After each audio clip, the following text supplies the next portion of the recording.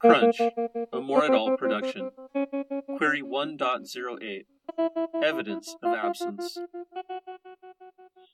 The hot afternoon sun raged above an unassuming alley deep in the heart of Old Delphi, the selfsame alley where, only a day ago, Pi had been arrested, accused of a murder he himself was at a loss to explain. There was a lot Pi didn't understand about that day. He'd lost time, been swallowed in a biblical swarm of buzzing, and was now stricken with the absurd and embarrassing terror of cats. Also, Pi was now 100% sure he hated lawyers. To be fair, that percentage had been in the high 90s anyways. Pi'd been instructed, in no uncertain terms, to stay away. "You know who returns to the scene of the crime?" Pi's lawyer had droned. "Criminals, Pi, criminals.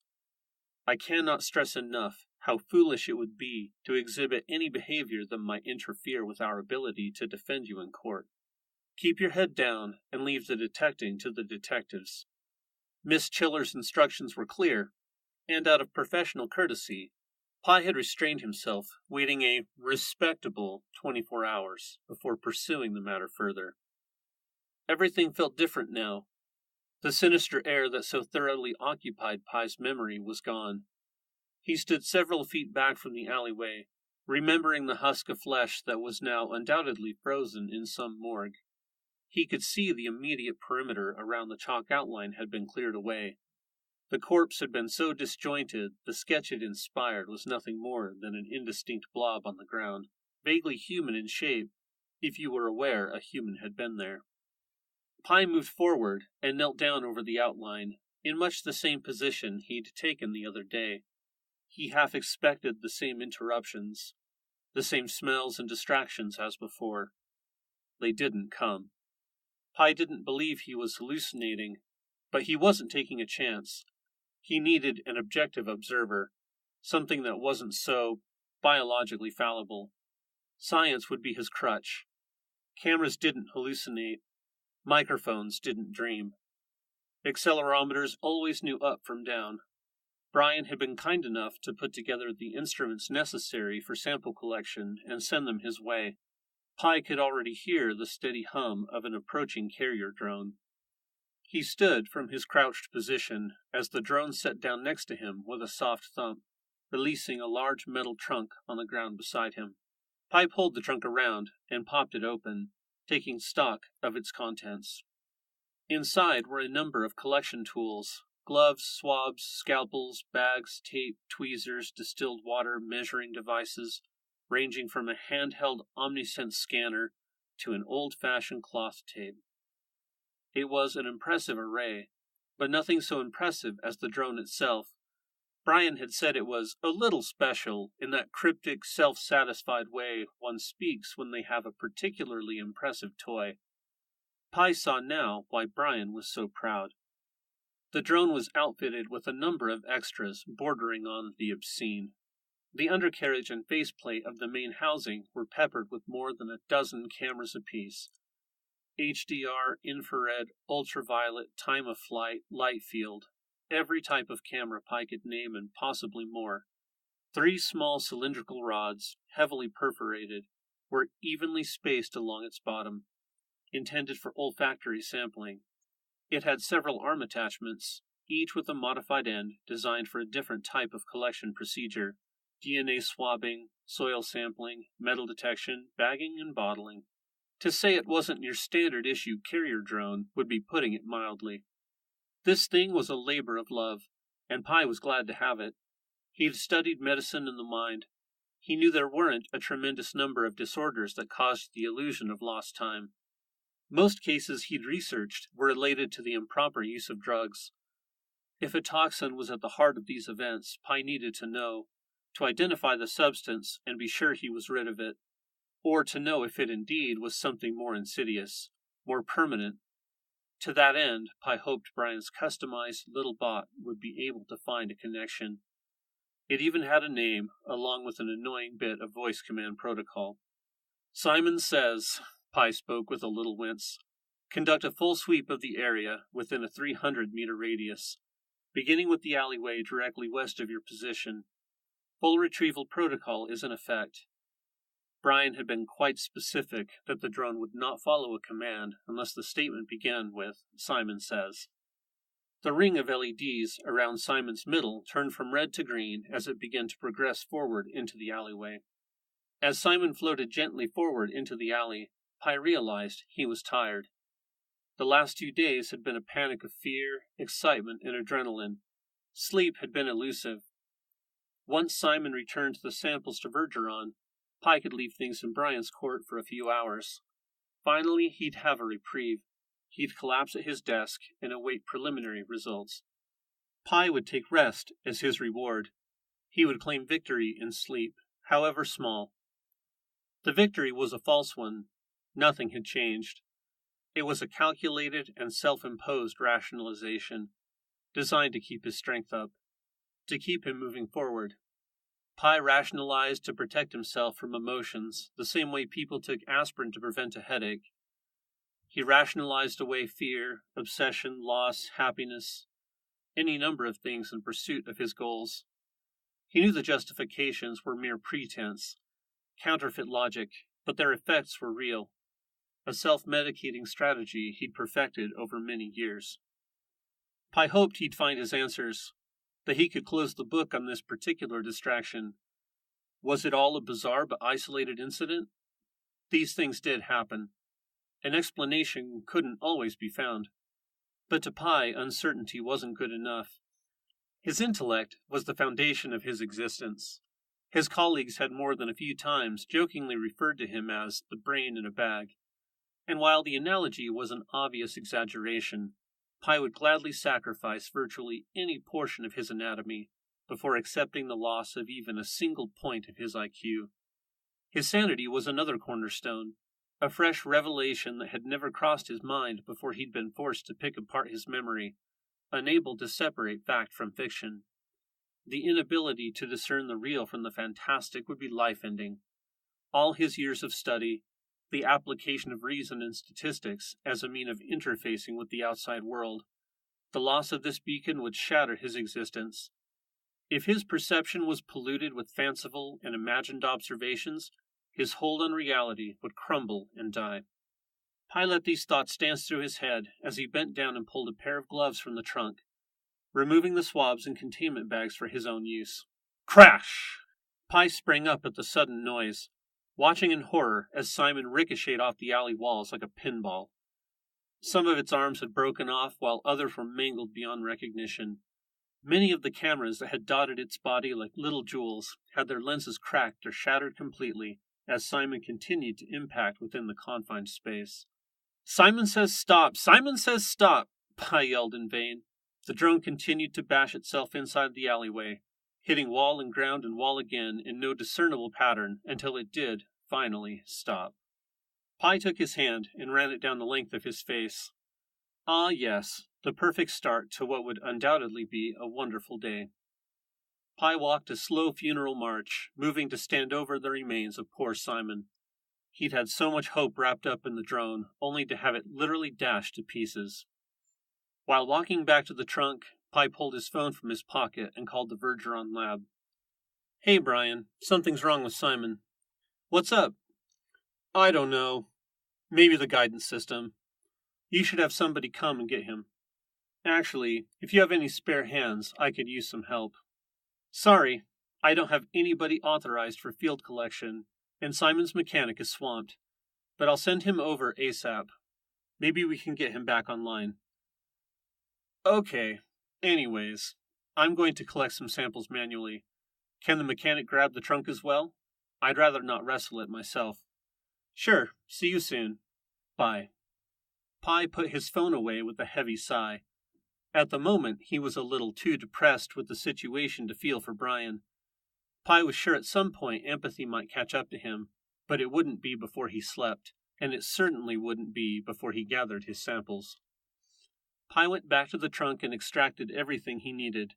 He tore open the package of pre-wrapped latex gloves still clutched in his hand and yanked them on with a bracing snap.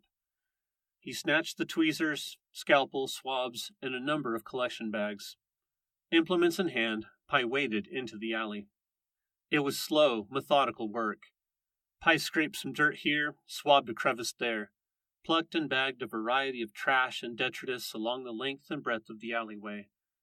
That done, he grabbed the OmniSense and started walking the alley, fanning the device in front of him in large sweeps. Pi broke this rhythm only when the display flashed a warning that he'd missed something, or needed to push the device closer to a particular bit of wall or behind a dumpster. The instrument had an electronic nose, a few cameras, basically the same setup as Simon, only less extensive. As Pi worked, a nagging concern kept creeping into his thoughts. It wasn't a well-structured idea, but if he had to put words to it, this didn't feel like the same alleyway. At first, Pi suspected it might be the light. There was certainly more of it. The sun was directly overhead, and the clear day let the rays play in even the more stubborn shadows.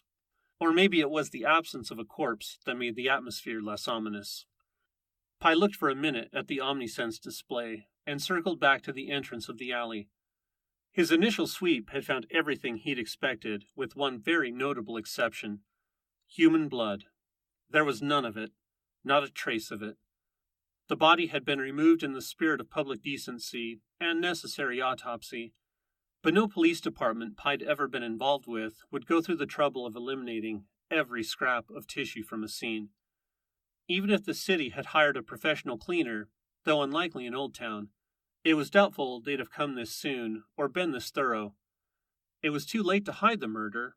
The scene had been photographed, the evidence collected. So why would all trace of blood be gone? The question itself almost stranger than the actual absence of evidence. Less surprising was the absence of insects. He spotted the odd roach, to be sure, but there probably weren't enough bugs in all of Delphi to create the swarm Pi'd seen the previous day. Still, as one of the only events he could recollect, it was a possible fact that needed eliminating. Aside from the skeletal projection, which Pi'd decided not to humor, was there anything else? "Hey, you Pi?" Pi looked up from his examination of a discarded packet of hot sauce to see a middle-aged man in Vergeron scrubs hailing him from the mouth of the alley. "That's me. You the mechanic?" Pi asked, leaving the packet where it lay and walking toward the man. "Yep, here to see if I can't get Simon up and running for you." "So, where's the patient?" Pi did his best not to openly grimace. Brian had sent somebody with knowledge of the drone. That much was expected. But Pi could detect affection in the man's voice, which meant the next few minutes were going to be unpleasant. Pi pointed a thumb over his shoulder and led the man into the alley. Pi stopped once again over the remains of poor Simon, glancing up to see the mechanic's reaction. The man stood there for a moment in complete silence, looking down at Simon with a pensive expression. Pi expected to be chastised for somehow mistreating the drone, but was pleasantly surprised when the mechanic finally spoke. "Well, this definitely has all the telltale signs. Classic crime of passion. You get tired of saying Simon says?" There was a lightness in the man's voice, like a smile-made sound that Pi found himself unreasonably thankful for. "I only had to say it once. But yes." "Pinball?" the man asked, nudging Simon with the toe of his boot. "Is that normal?" The man gave a shrug. "Buddy, I've seen it all. Seen people shoot these things full of holes, beat 'em to pieces with sticks and wrenches. Once saw a guy try to smash one with his car, but nobody hates Simon this much. This was definitely self-inflicted. Brian said you have some other luggage?" "I put some samples in the case. Could you deliver them to the lab?" "Sure. Let me gather up the dearly departed." It took the man about 30 minutes to pick up the important bits. During that time, Pi tucked away his samples, exchanging a pleasantry or two, making sure everything was properly stowed and secured. After all the gear was loaded in the mechanic's truck, they said a final goodbye, and once again, Pi was alone. Pi had to admit he was largely dissatisfied with the day. Having lost Simon, he'd labored for hours and had almost nothing to show for it. He paced back and forth in the alley, letting his eyes glide where they may. His gaze touched the brick of the walls and the chalk outline. It wandered over the broken bottles and pockets of moisture gathering in divots and depressions. "Meow?" Pi turned at the sound to see a cat calling him from the top of a nearby dumpster, peering at him as if it had something to say. The cats! How could I possibly forget? He'd seen them skulking about. flitting from one garbage pile to the next, hovering at his periphery. Pi planned to examine them in turn. The interruption of the mechanic had temporarily banished them from his mind, and now he realized he'd sent his equipment back to Vergeron without having gathered any samples.